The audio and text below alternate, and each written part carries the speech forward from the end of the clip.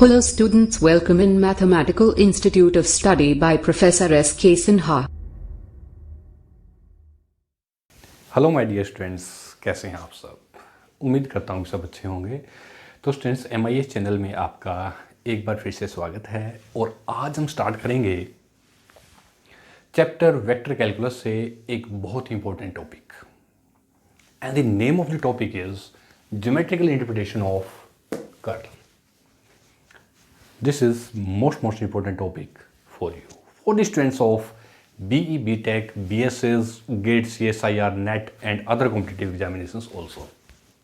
Okay, students, इससे पहले मैं आपको चैप्टर वेक्टर कैलकुलस से geometrical interpretation of gradient, geometrical interpretation of curve और इनसे रिलेटेड कुछ मोस्ट इंपॉर्टेंट क्वेश्चंस मैं आपको ऑलरेडी करवा चुका हूँ, जिसका लिंक मैंने अपने YouTube चैनल के डिस्क्रिप्शन बॉक्स में ऑलरेडी दिया हुआ है। तो रिवीजन के लिए आप मेरे चैनल MIS इंडिया पे जाके देख सकते हैं। ओके, तो फ्रेंड्स, आज मैं फिर चैप्टर वेक्टर कैलकुलस को कंटिन्यू करते हुए आपके लिए एक बहुत ही इंपॉर्टेंट टॉपिक लेकर के आया हूँ। तो उम्मीद करता हूँ कि आप इस टॉपिक को बहुत अच्छे से समझेंगे और इसकी प्रैक्टिस करेंगे। तो चलिए student, without time waste start करते हैं geometrical interpretation of curl. But before starting this topic, first of all subscribe my channel and press the bell icon, ताकि आपको मेरे हर एक लेक्चर की update video time to time मिलती रहे। मैं professor SK Sinha MIS channel में आपका स्वागत करता हूं। तो आइए इसमें स्टार्ट करते हैं geometrical interpretation of curl. Okay, तो देखिए स्टूडेंट्स, इससे पहले मैंने आपको ज्योमेट्रिकल इंटरप्रिटेशन ऑफ ग्रेडियंट और डाइवर्जेंस ऑलरेडी करवा चुके हैं। तो ख़ास तौर पे BSc में, BTech में इनका प्रूफ आ जाता है। ओके, और तीनों में से एक प्रूफ तो आता ही आता है डेफिनेटली, BTech में या BSc में। तो इसी को ध्यान में रखते हुए मैंने बड़ा इजीली वे में इसकी इंटरप्रिटेशन बनाई है, ज्योमेट्रिकल इंटरप्रिटेशन ऑफ कर्ल। कैसे है, तो आइए इसमें स्टार्ट करते हैं। So right down please and make a proper notes. Okay, we know that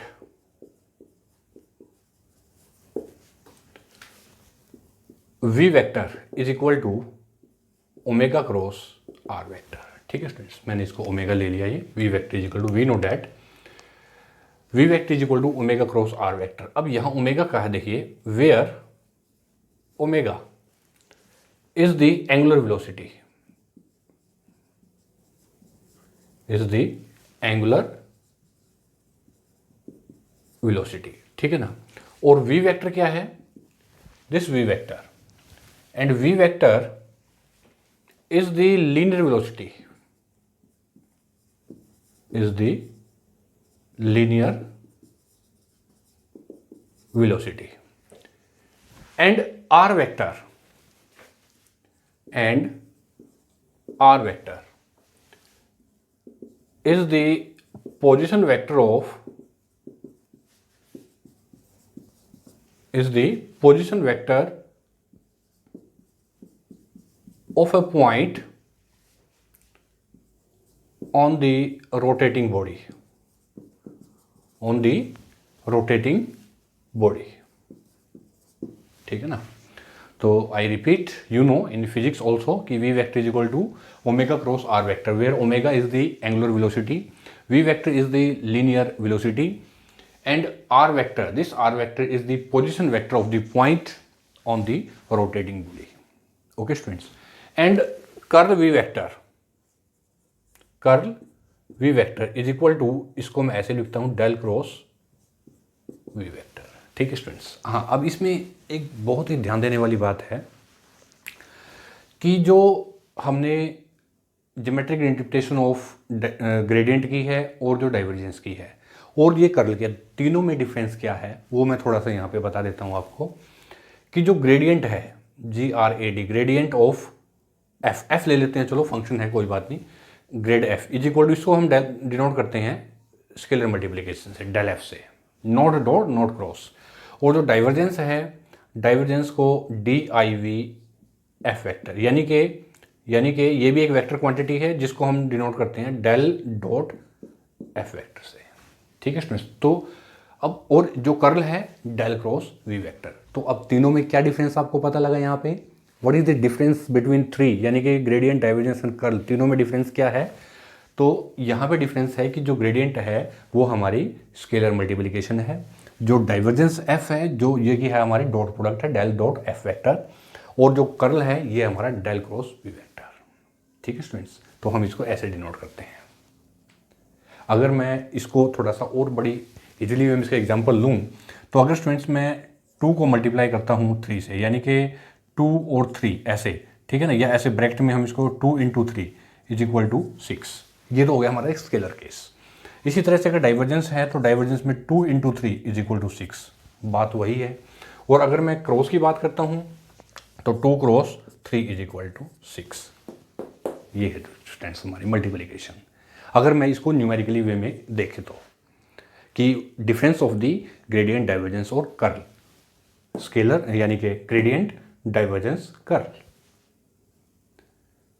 okay students, तो चलिए अब मैं बात करता हूँ कर्ल की, जिसकी हम ज्योमेट्रिकल इंटरप्रिटेशन कर रहे हैं। Okay,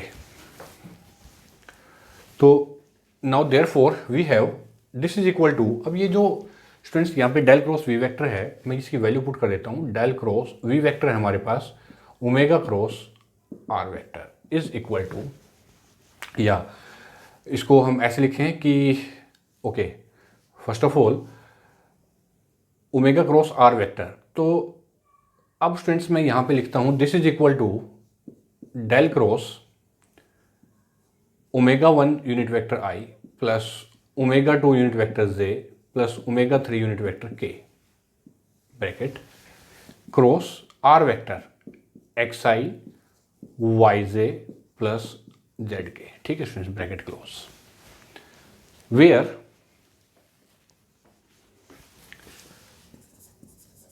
where omega is equal to unit vector I J plus omega 3 and R vector is equal to X unit vector I Y J plus Z K. Note करें students, ये है। ठीक है, तो अब सबसे पहले यहाँ पे मैं इन दोनों में क्रॉस प्रोडक्ट लगाता हूँ, और क्रॉस में हम क्या करते हैं, हमेशा डिटरमिनेंट निकालते हैं स्टूडेंट्स। डिटरमिनेंट केस हमारा जो क्रॉस प्रोडक्ट है, कर्ल की हम बात करते हैं तो कर्ल हमेशा डिटरमिनेंट फॉर्म में निकलेगा हमारा। तो मैं यहाँ लेके करता हूँ इसको, del cross omega cross are vector is equal to del cross, अब इसको तो मैंने एज इट इज रख लिया, अब इस पर हम लगाते हैं सबसे पहले डिटरमिनेंट फॉर्म, तो unit vector I J and K. ठीक है स्टूडेंट्स, तो coefficient of I J and K omega में ये है, तो omega 1, omega 2 and omega 3, R में एक्स वाई जेड, ये देखिए स्टूडेंट्स। ठीक है ना, तो अब इसका डिटरमिनेंट निकालते हैं। This is equal to unit vector I, सबसे पहले first of all omega 2 Z minus omega 3 Y minus unit vector J, okay, J के लिए this is horizontal line, vertical line, omega 1 Z minus omega 3 X plus unit vector K, तो K लिए ये देखिए students ऐसे, तो omega 1 Y minus omega 2 X ऐसे। ठीक है स्टूडेंट्स, तो ये आ गया हमारा इसका डिटरमिनेंट। अब बात करते हैं डेल क्रॉस के लिए, तो चलिए del cross omega cross are vector is equal to, ये तो आपने फाइंड आउट कर लिया है, ठीक है ना, जो कि क्या आया है ये आ गया। अब डेल जो है, डेल क्या है हमारे पास, देखिए कि gradient delta is equal to, चलिए स्टूडेंट्स मैं यहाँ लिख लेता हूँ कि delta is equal to, note करेंगे ये, is equal to curly by curly X unit vector I plus curly upon curly Y unit vector J plus curly upon curly Z unit vector के। ठीक है, तो इसके कोएफिशिएंट क्या हुए, आई जे और के ये with respect to X, with respect to Y, partially with respect to X Y and Z. Okay, तो चलिए अब यहाँ पे मैं डिटरमिनेंट फॉर्म लगा देता हूँ ऐसे, और यहाँ लिखते हैं unit vector I J and unit vector के। ठीक है ना स्टूडेंट्स, यूनिट वेक्टर के ऐसे, ठीक है। तो यूनिट वेक्टर आई, तो इसके कोफिशिएंट क्या है, डेल्टा के यहाँ से लेंगे हम एक्स वाई और जेड, यानी कि करली वाई करली एक्स करली अपॉन करली वाई और करली अपॉन करली जेड। ठीक है students, omega cross are vector जो कि इसके इक्वल है, तो इसके coefficient I J and this is your के।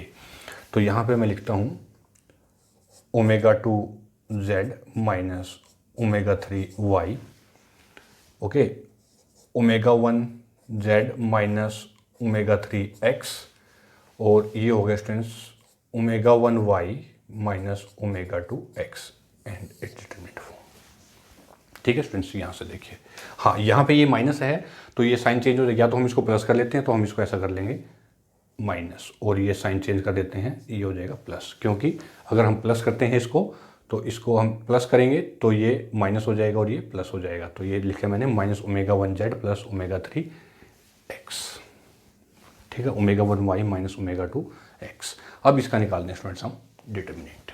चलिए, तो यहाँ तक कोई प्रॉब्लम है, नोट कीजिए स्टूडेंट्स, बहुत इंपॉर्टेंट है ये भी, और इनका भी स्टेट एंड प्रूव एग्जाम में आ जाता है। ठीक है ना, जहाँ जो भी प्रॉब्लम है तो आप मुझे कमेंट बॉक्स में जरूर लिखिए कि सर हमें यहाँ ये प्रॉब्लम है। वैसे तो कोई प्रॉब्लम नहीं होनी डेफिनेटली, ये मैं 100% आपको गारंटी देता हूँ। तो अब इसका निकालते हैं हम डिटरमिनेंट। चलिए, ओके,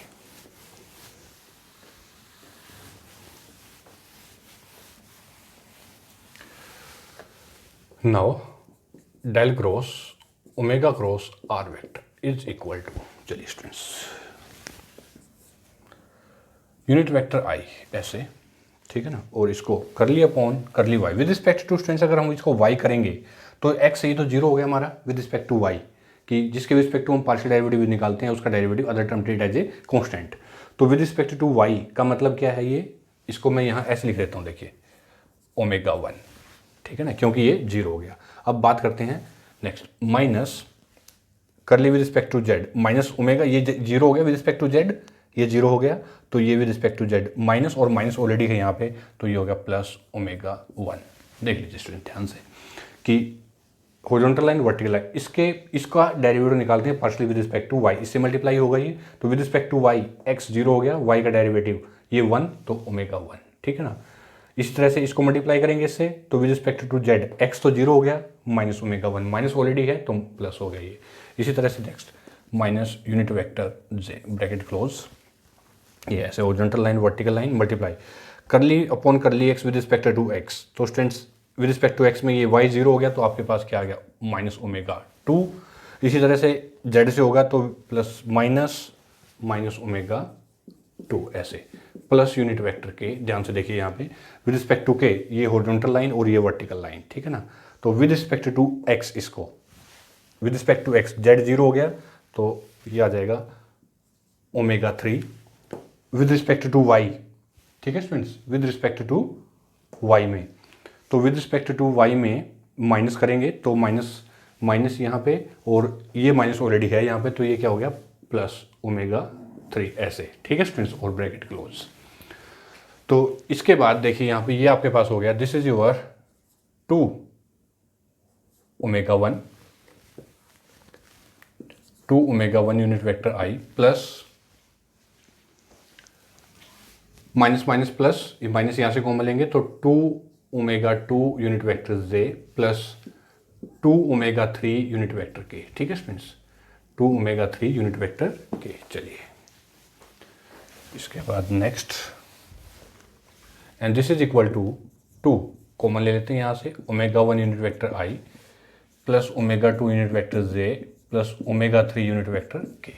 ठीक है स्टूडेंट्स, तो ये किसके इक्वल है, this is equal to 2 omega, because omega is equal to omega unit vector I omega 2 j plus omega 3 unit vector k इसके इक्वल है। ठीक है students, so this imply that 2 omega is equal to del cross omega cross r vector and this is equal to 1 by 2, यानी कि omega is equal to 1 by 2 del cross omega cross are vector, ऐसे ये देखिए students, 1 by 2 del cross omega cross are vector, और omega is equal to 1/2, ऐसे भी लिख सकते हैं हम इसको, 1/2 del cross and this is equal to v vector, ऐसे भी लिख सकते हैं हम इसको v vector, because omega cross are vector is equal to v vector, तो डेल क्रॉस वी वेक्टर। तो स्टूडेंट्स ये हो गया विच शो डैट, क्या शो करता है देखिए यहां पे, right down please, which show that, देखिए यहां पे which show that the angular velocity of a uniformly rotating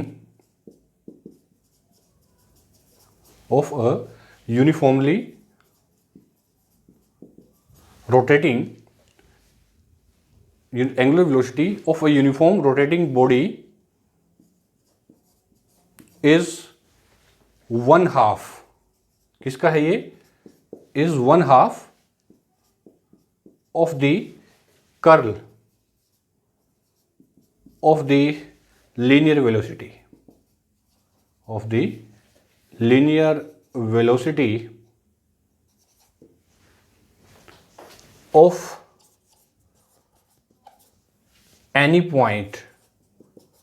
of any point of the body। ठीक है स्टूडेंट्स, देखिए क्योंकि इसका हाफ हो गया ये एंगुलर जो वेलोसिटी है वी वेक्टर का, so we show that the angular velocity of uniformly rotating body is 1/2 उसका 1/2 of the curl del cross v vector, curl of the linear velocity v vector of any point of the body. ठीक है students, तो ये था geometrical interpretation का article. Okay हाँ, इसमें एक पॉइंट और नोट करें स्टूडेंट्स, यहाँ पे बहुत इंपॉर्टेंट नोट है ये भी, नोट दिस पॉइंट, यहाँ भी नोट कीजिए इसको कि any motion in which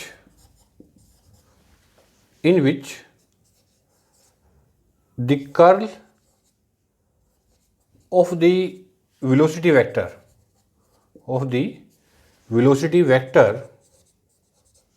is 0, अगर 0 होता है, ठीक है ना, कि एनी मोशन, किसी मोशन पे, in any motion in which the curl of the velocity vector is 0 is said to be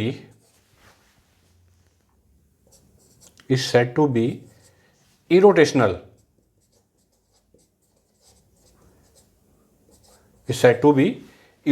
vector, otherwise rotational, vector काट दीजिए, चाहे कोई नहीं वेक्टर भी हो सकता है।